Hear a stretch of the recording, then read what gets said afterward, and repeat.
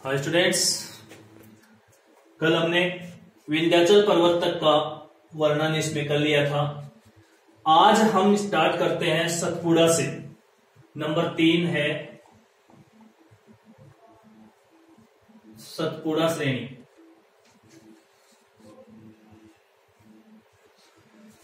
ये विंध्याचल पर्वत है।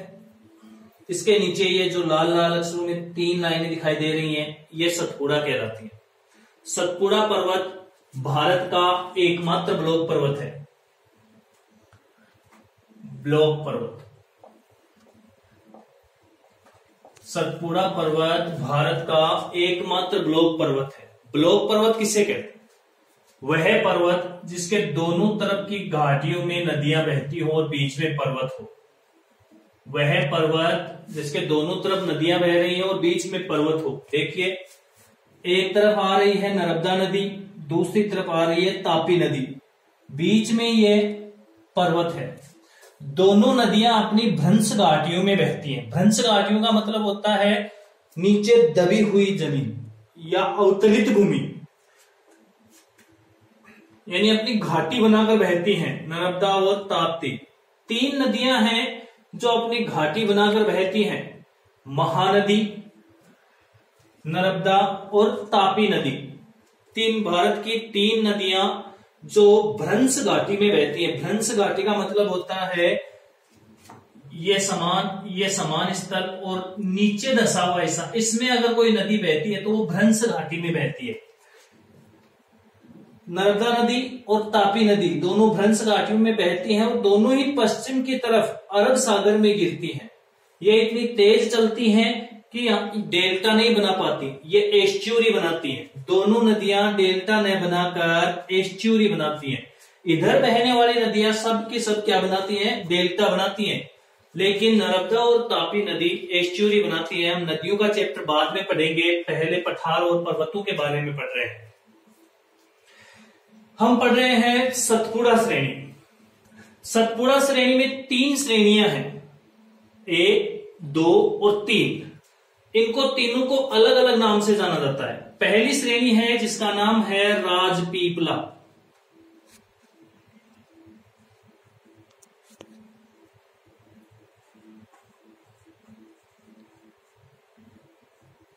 दूसरी श्रेणी है, उसका नाम है महादेव। पहली श्रेणी राजपीपला, दूसरी श्रेणी महादेव, तीसरी श्रेणी है मैकाल।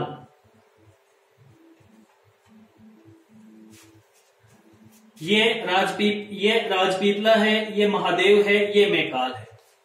सतपुड़ा की सबसे ऊंची चोटी महादेव पहाड़ी पर है, दिखाई दे रही होगी आपको। सबसे ऊंची चोटी जिसका नाम है धूपगढ़। सतपुड़ा पर्वत की सबसे ऊंची चोटी धूपगढ़ किस पहाड़ी पर स्थित है? महादेव पहाड़ी पर, महादेव श्रेणी पर स्थित है। मैकाल श्रेणी, इससे आगे आती है मैकाल श्रेणी। मैकाल श्रेणी की सतपुड़ा की नहीं, मैकाल श्रेणी की सबसे ऊंची चोटी है अमरकंटक।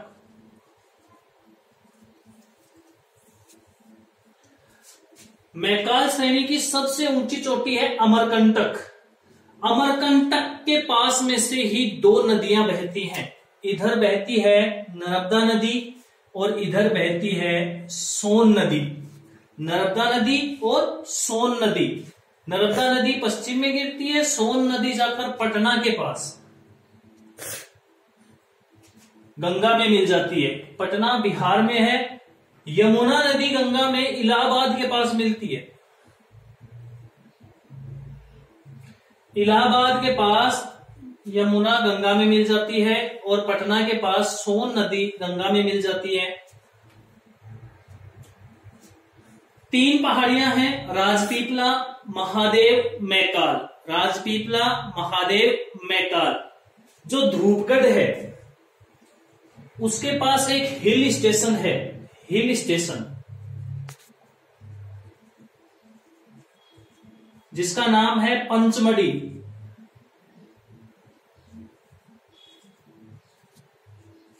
पंचमढ़ी हिल स्टेशन है जो बहुत ही सुंदर और दर्शनीय है, देखने लायक है। इसके बाद में आती है मैकाल श्रेणी।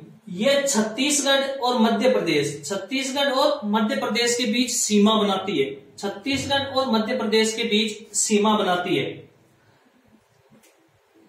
चौथी हमने पढ़ ली सतपुड़ा श्रेणी। 5वें नंबर पर आती है छोटा नागपुर का पठार।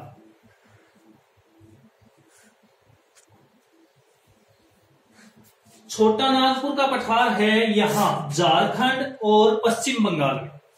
झारखंड और पश्चिम बंगाल में छोटा नागपुर के पठार की एक विशेषता है, यहां खनिज बहुत मात्रा में पाए जाते हैं। कोयला ले लो, लोहा ले लो, टिन, सीसा, जस्ता, सभी प्रकार के खनिज इसमें मिलते हैं।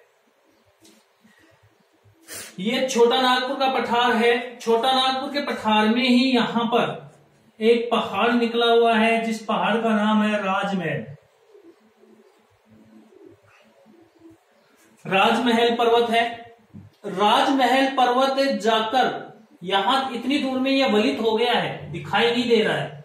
आगे जो आपके सामने गारो खासी जयंतियां, जो मैंने पिछले अध्याय में पढ़ाई थी, गारो खासी जयंतियां पहाड़ियां इसी राजमहल पहाड़ी के हिस्से हैं। यहां पर यह वलित हो गया है, गैप लग गया है, इसीलिए इसे राजमहल गारो गैप कहा जाता है या राज गारो गैप कहा जाता है। क्योंकि पहली पहाड़ी गारो और राजमहल के बीच होने से इसे किस गैप के नाम से जाना जाता है? राजमहल गारो गैप। गारो खासी जयंतियां इसी का हिस्सा है, हिमालय का हिस्सा नहीं है। और साथ ही साथ 2 पर्वत श्रेणियां और हैं जो असम में हैं। ये तीनों मेघालय में हैं, ये दोनों में असम में हैं। इनके नाम मिकिर, एक का नाम आपको बताना है, कौन सी है? मिकिर। और एक कल मैंने आपको बताई थी, आप कल वाले वीडियोज अगर देखे हैं तो आपको पता होगा। ये 5 पहाड़ियां और राजमहल सभी एक ही पहाड़ी के हिस्से हैं, जो प्रायद्वीपीय भारत के पठार की पहाड़ियां हैं। छोटे नागपुर के पठार में कुछ तथ्य और लिख लीजिए। यहां पर एक नदी है, छोटे नागपुर के पठार से निकली हुई नदी। 2 नदियां निकलती हैं छोटे नागपुर के पठार से। 2 नदियां निकलती हैं। ऊपर वाली जो नदी है जिसका नाम है दामोदर नदी। दामोदर नदी यहां से निकलकर हुगली नदी में मिल जाती है। यह हुगली नदी है, गंगा आगे जाकर बांग्लादेश में प्रवेश करती है। दामोदर नदी छोटे नागपुर के पठार को 2 भागों में बांटती है, उत्तरी भाग और दक्षिणी भाग। दामोदर नदी छोटे नागपुर के पठार को 2 भागों में बांटती है। उत्तरी जो पठार है उसको कहा जाता है हजारीबाग पठार,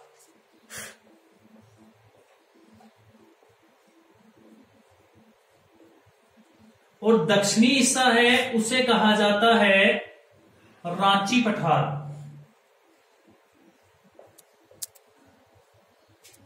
दोनों ही झारखंड में स्थित हैं, रांची पठार और हजारीबाग पठार। यहां बहुत अधिक मात्रा में कोयला निकलता है, इसीलिए इसे भारत का रूर कहा जाता है। छोटे नागपुर के पठार को भारत का रूर कहा जाता है। रूर कहां है? यूरोप महाद्वीप में है। यूरोप महाद्वीप में है, जो रूर और राइन नदी के बीच का हिस्सा है, जहां बहुत ही उत्तम क्वालिटी का कोयला निकलता है। उसकी संख्या किसे दी गई है? छोटे नागपुर के पठार को दी गई है। यह हो गया आपका छोटा नागपुर पठार। इसके बाद में आ जाओ थोड़ा सा नीचे, ये एक पठार है दंडकारण्य पठार।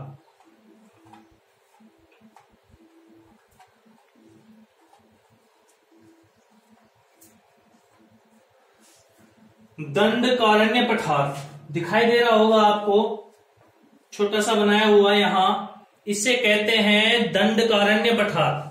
दंडकारण्य पठार के दक्षिण वाला हिस्सा बस्तर का पठार कहलाता है।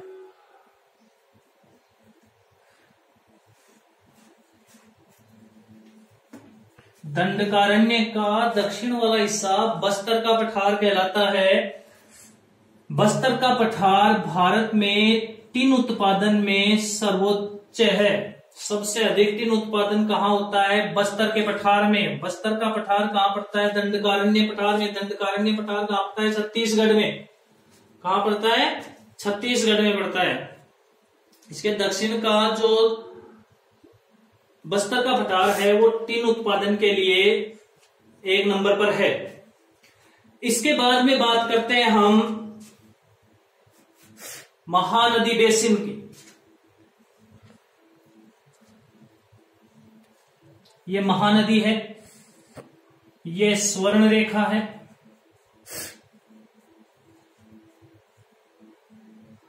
ये महानदी बेसिन। महानदी बेसिन किसे कहते हैं? चारों तरफ से अंदर धंसा हुआ हिस्सा बेसिन कहलाता है। जैसे आप वॉश बेसिन में हाथ धोते हो, वो बेसिन कैसा बना होता है? वैसा ही बना हुआ है। जो बना हुआ है दंडकारण्य और छोटे नागपुर के पठार के बीच में, छत्तीसगढ़ के अंदर धंसा हुआ हिस्सा है। अंदर थला है, एक तरह का थला बना हुआ है। इसे कहते हैं महानदी बेसिन। यहां भारत का सर्वाधिक धान उत्पादन होता है। यहां भारत का सर्वाधिक धान उत्पादन होता है। इसीलिए छत्तीसगढ़ को धान का कटोरा कहा जाता है।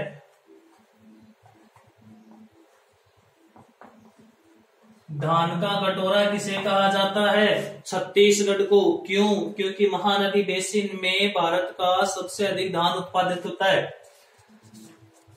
ये हो गया छत्तीसगढ़ महानदी बेसिन। महानदी बेसिन के बाद में हम लेते हैं दक्कन का पठार। दक्कन का पठार जिसके एक तरफ पश्चिमी घाट पर्वत, नीलगिरी पर्वत, पूर्वी घाट पर्वत आ जाता है, यह कहलाता है दक्कन का पठार। दक्कन के पठार की मुख्य विशेषताएं अधिक नहीं है। इसमें कुछ चोटियां हैं, जैसे अजंता पहाड़ी, आपको दिख रहे होंगे छोटे छोटे अक्षर, ए लिखा हुआ है, ए लिखा हुआ है यहां। ए मतलब अजंता, एच मतलब हरिश्चंद्र,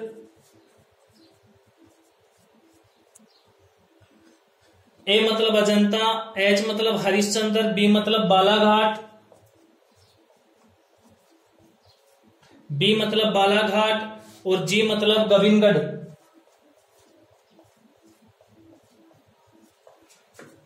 ए अजंता, जी गोविंदगढ़, एच हरिश्चंद्र, बी बालाघाट। ये प्रमुख पर्वत श्रेणियां हैं जो किस पठार में पड़ती हैं? दक्कन के पठार में पड़ती हैं। दक्कन के पठार दक्कन ट्रेप चट्टानों से बना है। दक्कन का पठार दक्कन ट्रेप चट्टानों से बना है। दक्कन का पठार दक्कन ट्रेप चट्टानों से बना हुआ है। अब कुछ नीचे की पर्वत श्रृंखलाएं हैं, कुछ ये पर्वत श्रृंखलाएं हैं जो मैं आपको अगले वीडियो में बताऊंगा। आज का प्रश्न,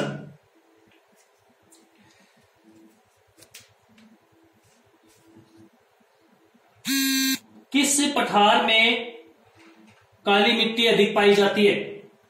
किस पठार में काली मिट्टी अधिक पाई जाती है?